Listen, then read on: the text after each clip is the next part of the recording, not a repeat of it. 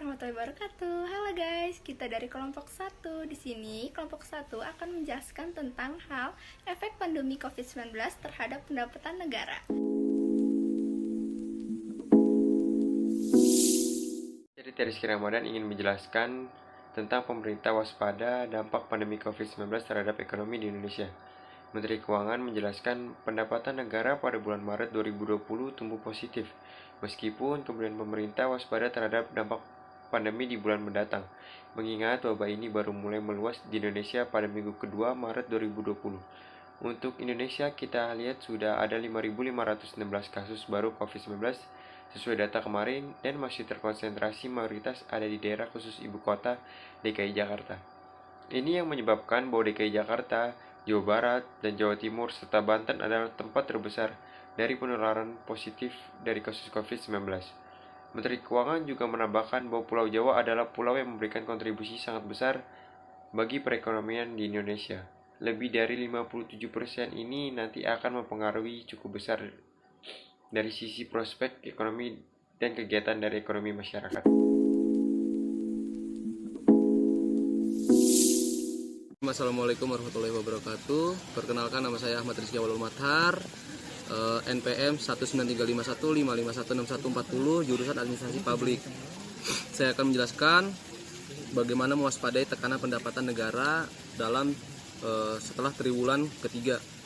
Melihat tantangan dan tekanan baik terhadap penerimaan belanja maupun pembiayaan dalam anggaran pendapatan dan belanja negara atau APBN akibat pandemi COVID-19, maka peran menjaga ketersediaan kas merupakan hal yang sangat penting dalam mengawal APBN sampai akhir tahun anggaran. Salah satu peran vital tersebut ialah memastikan ketersediaan dana untuk membiayai belanja pada waktu yang tepat. Untuk dapat melakukan peran tersebut, pemerintah memerlukan data perkiraan penerimaan yang akan diterima oleh negara sampai akhir tahun. Hal ini dilakukan melalui strategi pengelolaan kas negara. Untuk mempermudah koordinasi dan menurunkan resiko inefisiensi anggaran, pemerintah menerapkan Treasury Single Account atau rekening tunggal perbendaharaan. Merupakan suatu rekening yang digunakan untuk melakukan pengelolaan penerimaan dan pengeluaran negara, di mana saldo kas penerimaan dan pengeluaran tersebut dikonsolidasikan dalam rangka transaksi keuangan pemerintah. Selain memberikan manfaat bagi kebijakan fiskal, penerapan TSA juga dapat membantu Bank Indonesia dalam melaksanakan operasi moneter dan pengendalian stabilitas suku bunga. Cukup sekian dan terima kasih.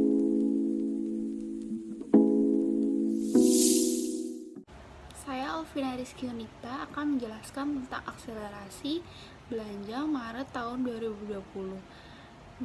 Menteri Keuangan menyampaikan realisasi belanja pemerintahan pusat sampai dengan tahun 2020 tumbuh sebesar 6,58% dari tahun sebelumnya. Karena adanya COVID-19 dan adanya prioritas yang ditujukan kepada kesehatan, bansos, dan pemulihan ekonomi, diperkirakan belanja modal akan mengalami perlambatan.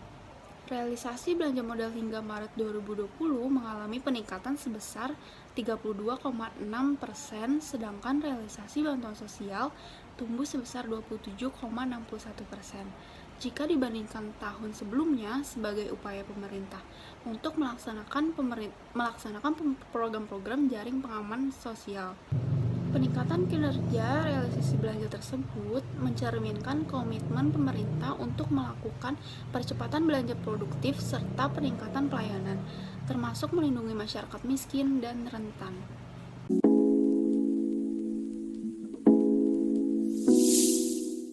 Selanjutnya, di sini saya Anindya Devani akan membahas tentang pengelolaan fiskal untuk menjaga keberlanjutan keuangan negara. Di sini, pemerintah terus melakukan komitmen untuk menjaga kestabilan dari pengelolaan fiskal. Dari ketidakpastian pandemi COVID-19 ini sempat menyebabkan sentimen yang negatif di pasar keuangan. Seiring dengan perkembangan, pasar keuangan dinilai mulai stabil meskipun masih diwaspadai volatilitasnya. Sehingga pemerintah mengambil kesempatan dari kondisi tersebut dengan menerbitkan SAN dalam valuta asing yang disebut dengan Global Bonds.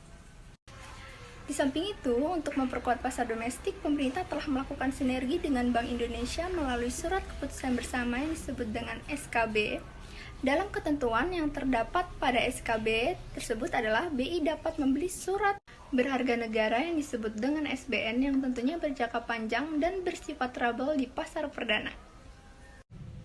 Pemerintah juga sudah meluncurkan sebuah PEN dalam arti Program Pemulihan Ekonomi Nasional untuk mempergairahkan perekonomian, melindungi serta mempertahankan ekonomi baik dalam sektor pelaku usaha di sektor real maupun sektor keuangan, termasuk kelompok usaha mikro, kecil, dan menengah yang sering disebut dengan UMKM.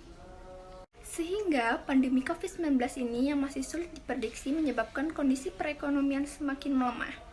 Pemerintah yang berkomitmen untuk menempatkan APBN sebagai instrumen fiskal masyarakat dan perekonomian Indonesia. Dalam menghadapi kondisi tersebut, pemerintah pun telah menjalankan strategi pengelolaan pembiayaan utang secara berhati-hati, prudent, dan terukur.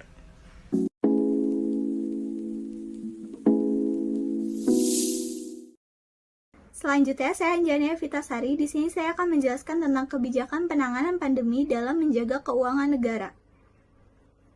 Pemerintah menyadari bahwa dampak dari COVID-19 akan amat masif ke depannya, sehingga kewaspadaan dalam penetapan kebijakan serta pengelolaan keuangan negara akan dilakukan ke depan. Kebijakan extraordinary kemudian dilakukan pemerintah untuk mengurangi dampak akibat penyebaran virus COVID-19 di Indonesia. Melalui penerbitan Peraturan Pemerintah Pengganti Undang-Undang Nomor 1 Tahun 2020 yang telah disahkan pada bulan April 2020 lalu, pemerintah berkomitmen untuk menjaga industri dalam negeri di tengah pandemi COVID-19. Pemerintah memberikan relaksasi penundaan pembayaran cukai akibat tersendatnya logistik di lapangan karena COVID-19. Upaya yang dilakukan pemerintah untuk mengelola fiskal dengan sebaik-baiknya melalui peningkatan pendapatan negara secara optimal, pengelolaan utang yang prudent, dan terus berupaya melakukan perbaikan kinerja penerapan anggaran. Hal ini diarahkan agar pelaksanaan APBN dapat memberikan manfaat yang optimal dan berkeadilan bagi seluruh masyarakat. Itu saja dari kelompok kami. Kurang lebihnya mohon maaf. Wassalamualaikum warahmatullahi wabarakatuh.